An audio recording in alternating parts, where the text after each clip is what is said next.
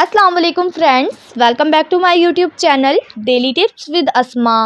ज़ेरा नाम का शुमार लड़कियों के नामों में होता है। ज़ेरा एक इस्लामी नाम है। ज़ेरा नाम की इब्तदाई तारीख अरबी ज़ुबान से निकलती है। ज़ेरा नाम की लड़कियों के लिए खुशकिस्मत नंबर 5 माना जाता है। ज़ेरा नाम की लड़कियां बहुत हंसमुख होती हैं। ज़ेरा नाम की लड़कियों के लिए खुशकिस्मत दिनों में सोमवार और जुमेरात का दिन शामिल है। ज़ेरा नाम का मतलब है फूल खिलना। ज़ेरा नाम के अफराद के लिए मुवाफिक फतरों में सब्ज़ फतर शामिल है। ज़ेरा नाम की लड़कियों में ज़्यादातर मिलनसार लड़कियां पाई जाती हैं। ज़ेरा नाम के अफराद के लिए मुवाफिक रंगों में पीला, सफ़ेद और नारंगी रंग शामिल है।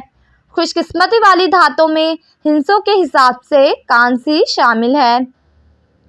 फ्रेंड्स, अगर आप अपने नाम का मतलब जानना चाहते हैं तो कमेंट बॉक्स में अपना नाम लिखें। इंशाल्लाह हम आपके नाम की वीडियो ज़रूर बनाएंगे। Thanks for watching. अल्लाह हाफिज़।